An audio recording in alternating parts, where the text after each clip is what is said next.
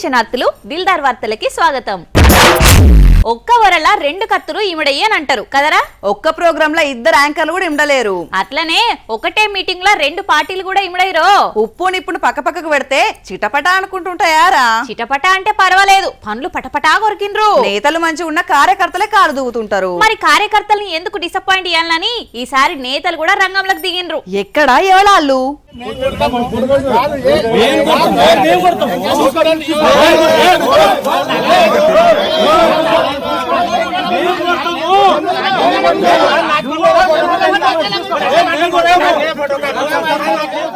Press మీట్లల్లా మీటింగ్లల్లా ఒకరి మీద ఒకరు నిప్పులు చెరుక్కుంటారు, మళ్ళా కలిసినప్పుడు అలాయ్ బలాయి ఇచ్చుకుంటారు అని అపార్థం చేసుకుంటాం గాని చూడుండ్రులా కార్యకర్తల సాక్షిగా లొల్లి లొల్లి పెట్టుకుంటుండ్రు.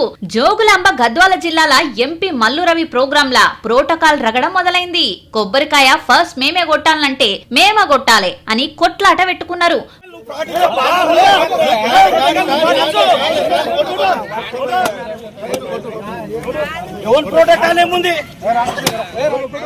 వడ్డపల్లి మున్సిపాలిటీల అభివృద్ధి పనులకు శంకుబండ ఓపెనింగ్ వచ్చిండ్రు. ఇక టెంకాయ కొడదామని మార్కెట్ యార్డ్ చైర్మన్ ముంగటికి పోతే కారు పార్టీ ఎమ్మెల్యే విజయుడు అడ్డుకున్నాడు.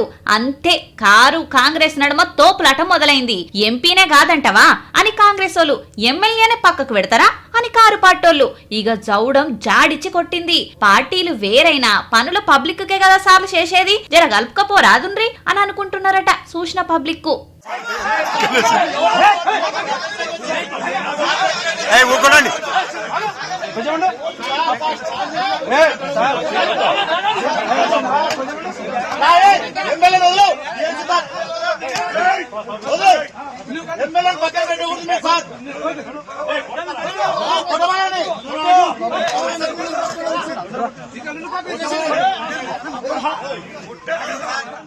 దశావతారం సినిమా చూసినవారా? కమల్ హాసన్ నటన అదరగొట్టిండు గారా. ఇన్ని క్యారెక్టర్లు చేసి మెప్పించుడు ఒక్క కమల్ హాసన్ కే సాధ్యం కదరా. అంత లేదమ్మా, మన లీడర్లు అంతకు మించిన క్యారెక్టర్లు పోషిస్తారు. శృతి హాసన్ మస్తు షేడ్స్ ఉన్నాయరా నీలో. నాలో కాదు, మన నేతలకు ఉన్నాయి. వాళ్ళేం యాక్టింగ్ చేస్తారమ్మా. ఒక్కసారి క్యారెక్టర్లకు దిగితే పరకాయ ప్రవేశం చేస్తారు. నువ్వు చెప్పేది ఓట్ల ప్రచారాలప్పుడు ఇస్త్రీలు చేసుడు, మటన్ కొట్టుడు, పొలం దున్నుడు గవే కదా. ఓట్లు ఓడిచిపోయాక కూడా చేస్తారా? అవునా, నిజమా? అబద్ధమైతే గడికి చూడు. హలో, ఇది ఎక్కడమ్మా ఇన్స్టా? అది ఆర్డర్ ఇచ్చారు కదా.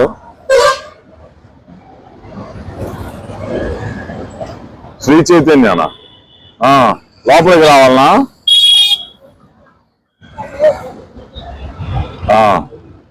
శ్రీ చైతన్య రిసెప్షన్ లో.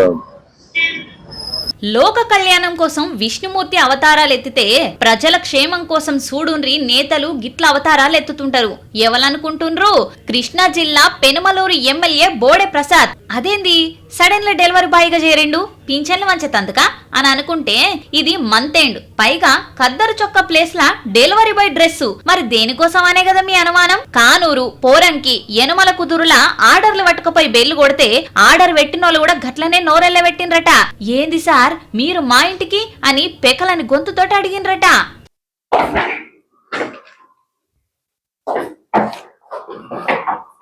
మరి పేరు పడలేదా?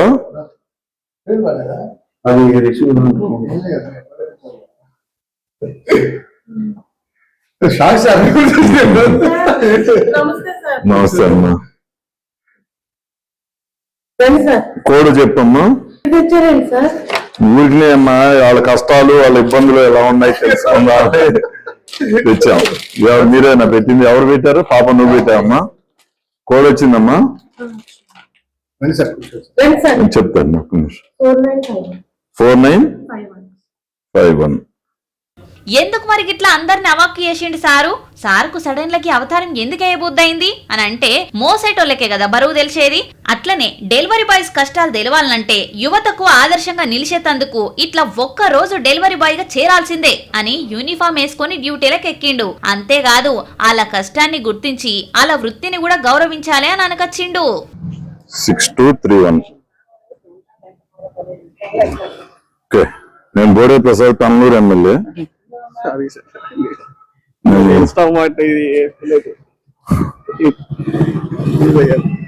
ఓకే, నేను జస్ట్ ఉన్నే ఈ స్విగ్గీ బాయ్స్ ఇది ఎలా ఉంటుంది ఏంటి అనేది చూడటానికి ఇవాళ ట్రైల్ వేసాం.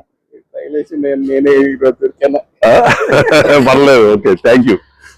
ఒక్క కుర్చీలా ఇద్దరం కూర్చుంటే ఎట్లుంటదిరా? మళ్ళా నా కుర్చీ మీద పడే నీ కాన్లు ఎక్కడ కూర్చుంటావు? నా ఒళ్ళే కూర్చుంటావా, నెత్తిలో కూర్చుంటావా? ఓ బీపీ పేషెంట్ చెప్పేది పూర్తిగా చెప్పు, కుర్చీల ముచ్చట తప్ప ఏదైనా చెప్పు. సరే, బస్సులా ముగ్గురు కూర్చున్న సీట్ల నలుగురు కూర్చుంట్రా?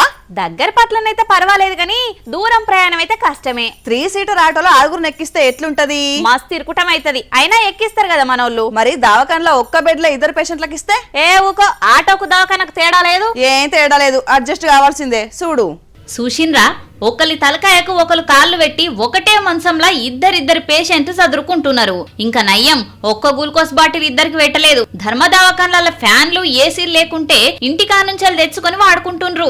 కరెంటు లేకుంటే సెల్ ఫోన్ లైట్ల కింద చదురుకుంటుండ్రు. నీళ్లు రాకుంటే కొనుక్కొచ్చుకొని ఎల్ల తీసుకుంటుండ్రు. నెరి మంచాలు కూడా సరిపడ లేకుంటే ఇక ఎట్లొస్తారు చెప్పుని సర్కారు దవాఖాన్లకు? అన్ని ఉన్నా అల్లున్నోట్లే శనున్నదన్నట్టు కోట్ల రూపాయల బిల్డింగ్ సరుకులు, మిషన్లు, స్టాఫ్ ను పెట్టినా మరి లోపం ఎక్కడొస్తుందో తెలియదు. చిన్న చిన్న పొరపాట్లతోటి గిట్ల ధర్మ దవాఖాన్లు బయటపడుతున్నాయి, బదనామైతున్నాయి. కడప జిల్లా కమలాపురం దవాఖానా ఇది. పేషెంట్లు ఎక్కువైతే సౌలతులు పెంచుకోవాలి, అధికారులు అరుసుకోవాలి కదా. అసలే పేషెంట్లు అన్లా అటు ఇటు మెస్లకుంటా ఒకరికొకరు దాక్కుంటా పాపం వైద్యం చేపించుకుంటున్నారు. జర పెద్ద ఆఫీసర్ లాంటి దిక్కు చూసి అక్కడి సమస్య ఏందో పరిష్కారం చేస్తే మంచిగుండు అని కోరుకుంటుండ్రు పేషెంట్లు వాళ్ళ తరఫునోళ్ళు. ఈ లోకంలో విలువైనది ఏదంటే ఎవరైనా చెప్పే మాట ఏందిరా? మంచి మనసు అని అంటా అనుకున్నావు కదా, అస్సలనా డబ్బే విలువైంది. అవును, డబ్బుకు లోకం దాసోహం. అట్లాంటిది కోట్ల రూపాయలు వదులుకునేటోళ్ళని చూసినాం ఎక్కడన్నా? 1,00,000 రూపాయలకే అన్నదమ్ములు అక్క చెల్లెలు బంధాలు తెంపుకుంటున్నారు. మరి 2 కోట్లు దేవుని గుడికి రాసిందంటే నమ్ముతావా? ఎందుకు, ఏదన్నా మొక్క? కాదు, చూసే దిక్కులేక. అర్థం కాలేదురా. అయితే గీ కథను ఇగో, ఈ దంపతులే తోడబుట్టినోళ్ళున్న కడకు తోడుండలేమని చేతులెత్తేసిండ్రు. అయిన వాళ్ళున్న ఇళ్లను వద్దనుకున్నారు. ఒంట్లో సత్తు ఉన్నన్ని రోజులు అందరికి సాయం చేసిండ్రు. ముసలితనంలా ఇప్పుడు అలాని చేరదీసేటోళ్ళు కరువైనరు. ఆస్తులున్న అయినోళ్ళు పట్టించుకోక ఆదరించేటోళ్ళు లేక ఆ దేవుని మీదనే భారం వేసుకున్నారు. యావదాస్తిని రాములవారి గుడికి దారదత్తం చేసిండ్రు.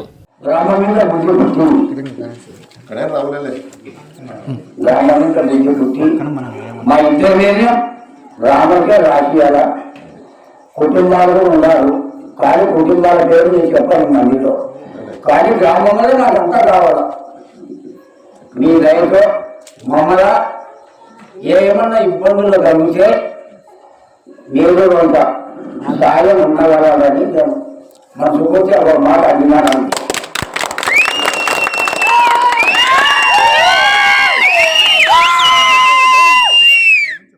నంద్యాల జిల్లా జలదుర్గం ఊరుకీలది. పేరు వీరభద్రుడు వెంకటేశ్వరమ్మ. ముసలాయనకు 2 తమ్ముళ్ళున్నారు, కాని కడుపున పుట్టిన పిల్లలు లేరు. తోడ పుట్టినోళ్లే అన్ని అని అనుకున్నారు. వాళ్ళను చేరదీసి అలా పిల్లలకు పెళ్లిళ్లు చేసిండ్రు. తీరా వాళ్ళని చూసే దిక్కు లేకుండా అయిండ్రు. 9 ఎకరాల భూమి రాసిస్తామన్నా పట్టించుకున్న పాపాన పోలేదట. అందుకే అయినోళ్లను కాదని పక్కూరు మాధవరం గ్రామం రాములవారి గుడికి 2 కోట్ల ఆస్తి రాసి మా ఆలుమగల భారం మీ ఊరిదే అని మాట తీసుకున్నాడు. ఏ దిక్కులేని ఈ దంపతులను సాధారణంగా ఎదుర్కొని సన్మానించి ఇప్పటికెళ్ళి మా ఊరే మీకన్ని అని భరోసానిచ్చిండ్రు. చూడుండ్రి, ఆస్తులన్నీ ఇస్తది అని అనుకుంటాం, కానీ ఆప్తులను ఇయ్యలేకపోయింది. ఎంత డబ్బున్నా ఆ డబ్బు మాకొద్దు, మనల్ని ప్రేమగా వలకరించేటోళ్ళు కావాలే, మమ్మల మందలిచ్చేటోళ్ళు కావాలే అని ఊరినే తమ వారిగా కలుసుకున్నారు.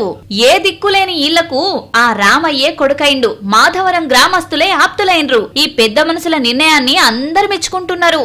జగదానందకారక జయ జానకి ప్రాణనాయక శుభ స్వాగతం. ఏంటి శ్రమ్మ, రాముణ్ణి బగన గొలుస్తున్నావు, ఏంది సంగతి? అజాత శత్రువైన రాముణ్ణి ఇష్టపడిన వాళ్ళు ఎవరుంటారు చెప్పు? అది నిజమే గాని ఇప్పుడెందుకు రాముణ్ణి ఆరాధిస్తున్నావు అని? ఇప్పటి నుంచే శ్రీరామనవమికి రైతన్నలు తలంబ్రాలు సిద్ధం చేస్తున్నారా ఏంది? అది కాదురా. మరి వాడకట్టలతోటి కలిసి అయోధ్య ప్రయాణం చేస్తున్నావా?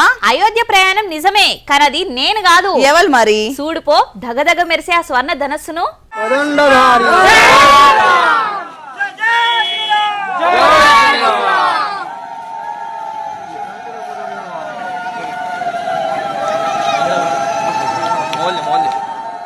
ఆహా, ఏమి తేజస్సు, ఏమి తేజస్సు!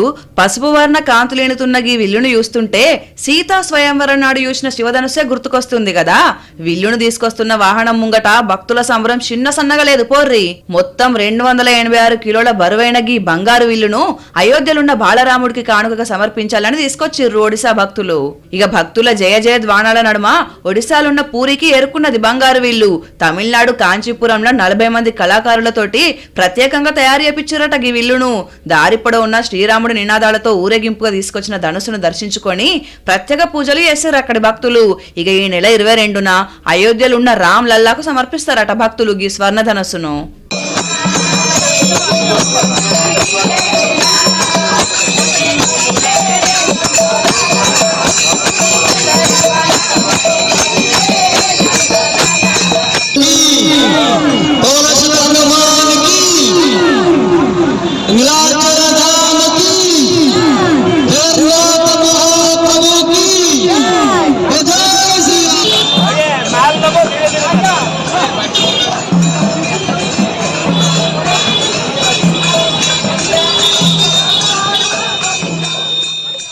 అప్పులిచ్చిన లఘు పడితే ఏం చేస్తారు కొందరు? 2-3 సార్లు కనిపిస్తే రేపో మాపో కడతామని బతిమలాడతారు. కట్టలేకపోతే పక్క సందులకు వారిపోతారు. ఇప్పుడు హైదరాబాద్ వాహనదారుల పరిస్థితి కూడా గట్లనే ఉన్నది. పారిపోతున్నారట. ఎందుకు? రోడ్డు మీదకి వెళ్ళి పోతే ట్రాఫిక్ ఉంటదట్నా? కాదు, ట్రాఫిక్ పోలీసు వాళ్ళు ఉంటారని, పాత బకాయిలు అడుగుతారని. అదేంది? హైకోర్టు వాళ్ళని బలవంతం చేయొద్దని చెప్పింది కదా ఆయన. హైకోర్టు వరం ఇచ్చినా అధికారులు ఆర్డర్ ఇయ్యలేదట. పాతప్పులలో లెక్కనే ఎమ్మటి పడుతున్నారు ట్రాఫిక్ పోలీసులు. పట్నం ఆటోలు కనబడితే ట్యాబులు తీసి చిట్టా పద్దులని నిప్పుతున్నారట. కడతనే కదలిస్తామని అంటున్నారట. మంచిగా స్కూళ్ళు, ఆఫీసులు, కాలేజీలకు పోయే టైం చూసుకొని అడ్డం పడుతున్నారు. అప్పుడైతే టక్కన వసూళ్ళు అయితే ఆయనకి ఇట్లా ప్లాన్ చేశారు అన్నట్టు. ఓ దిక్కు కోర్టోళ్ళేమో వాళ్ళ బండ్లు ఆపొద్దు, వాళ్ళని బలవంతం చేయొద్దు, బండ్ల తాళాలు గుంజుకోవద్దని చెప్పినా కూడా మాకు ఆర్డర్లు ఇంకా రాలేదని ముక్కు విండైనా వసూలు చేస్తామని అంటున్నారు. పాత చలాన్లు ఉంటే నోటీసులు ఇయ్యుర్రి, కోర్టుకు దోళుర్రి గాని రోడ్ల మీద వసూళ్ల దుకాణాలు బంద్ పెట్టమని చెప్పిర్రు. బుజ్జి, నాకు రాత్రిలా బంగారం కొన్నట్టు కలొచ్చింది. అబ్బా, ఎంత అదృష్టవంతురాలివిరా. ఇంతకు ఏం కొన్నావో? ఒక రవ్వల నెక్లెస్, లాంగ్ చైన్, డైమండ్ గాజులు. నడుముకు వడ్డానం తీసుకోలేదా? ఇక అన్ని తీసుకొని ఆఖర్ల వడ్డానం కౌంటర్ కు పోతున్నా, డోర్ బెల్ మోగింది. ఎంత పనాయరా, ఆ డోర్ కొట్టిన వాళ్ళ ముక్కు వలగొట్టేది ఉండే నువ్వు. ఆల్రెడీ కొట్టిన కదరా నిన్ను. అంటే పొద్దుగా అందుకేనా నన్ను కొట్టినావు? అవును, బంగారం అసంటి కల చెడగొట్టినావు. అయినా ఎంత స్వార్థం సిరమ్మ నీకు. నీకోసం అన్ని నగలు కొనుక్కున్నావు గానీ నేను యాదకి రాలేదా? కనీసం ముక్కుపోగానే తీసుకోవాలనిపించలేదా నీకు? అయ్యో, అది కలనే కదరా. కలలు కాకుండా నిజంగా కొంటామా? నన్ను పిలిస్తే నేను కూడా చూసేదాన్ని. బంగారం అసంటి అవకాశం మిస్ చేసినాం. నాకు ఎప్పుడు వస్తుందో ఇట్లాంటి కళ. నిజమే, బంగారం కలల తప్ప నిజంగా కొనుడు అందరితోటి అయ్యే పని కాదు. బంగారం షాపులకు పోతే కండ్లు మెరుస్తాయి మామూలుగా, కానీ ధరలింటేనే కండ్లలో మెరుపులు వస్తున్నాయి. పట్ట పగలే చుక్కలుగా అనొస్తున్నాయి. గ్రాము మేలిం బంగారం ధర 16,300 అట. అద్దాలల్లా అడ్వర్టైజ్లలో చూసి మురుసుడు తప్ప సామాన్యుడు కొనే రోజులైతే పోయినట్టే అనిపిస్తున్నది. పేదింటి పిల్ల లగ్గం చేస్తే పుస్తమెటలు కూడా పెట్టుకోలేని పరిస్థితి వచ్చింది. బంగారం వెనకెమ్మటే వెండి కూడా పరుగులు పెడుతుంది. కిలో 3,25,000 దాటింది. ఇక ఏం కొంటాం, ఏం వేసుకుంటాం చెప్పుర్రి. ఈ తీర్ల ధరలు వెరుక్కుంటా పోతే తెగించి కొన్నా కూడా దర్జా వేసుకొని తిరిగే భాగ్యం లేకుండా వేసింది. బ్యాంకులల్లా, లాకర్లల్లా, బీరోళ్లలో పెట్టుకొని వాటి కాపల కాసుడు తప్ప వేసుకొని మురిసే తక్కువే. ఉగాది లగ్గాల వరకు ఇంకిత పెరుగుతుంది అంటున్నారు.